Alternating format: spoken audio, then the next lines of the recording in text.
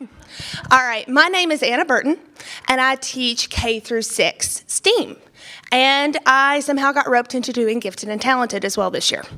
So I have a whole bunch of different students and different types of students that I service. Well, we have something called Apple Day where I'm from. And Apple Day has a contest, an art contest. And if you know anything about STEAM, you have to teach art with it. And our topic this year was Apple Time in Appalachia. Okay, remember I teach K through 6. I had kindergartners looking at me going, I don't know what that means. I also had 6th graders looking at me going, I don't know what that means. We're from a very interesting area culturally, okay? We have a lot of wonderful things that we do in the art front.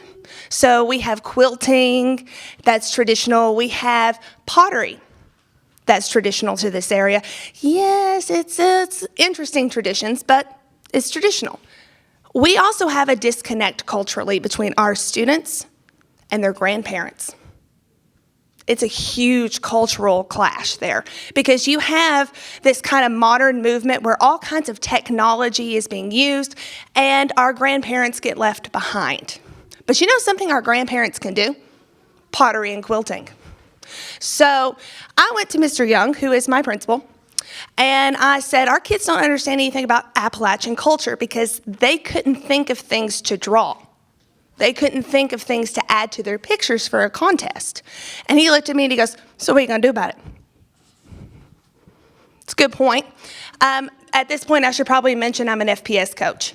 So if you know anything about the FPS process, the first thing that you have to do is identify a problem, okay?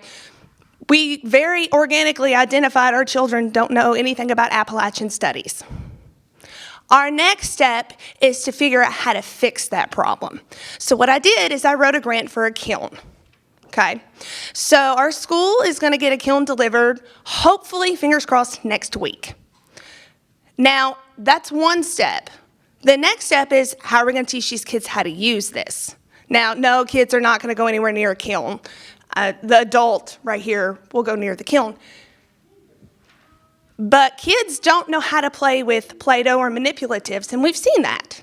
We've seen that with kindergartners coming into the classroom. They know how to punch on a tablet. They don't know how to play with Play-Doh. They don't understand what clay is. They get it in their hair. They get it under their nails. It's everywhere. It's a mess. Okay? So now my job is to find someone besides me who knows something about pottery.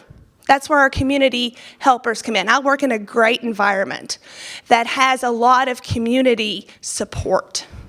We have a lot of grandparents who would love to come in and do something in the school system, but they don't know what to do because, again, there is a disconnect between technology and our grandparents. So now, all of a sudden, we can have grandparents coming in who know how to make pots, who know how to make these beautiful bowls and plates and things, and they can do it with their kids.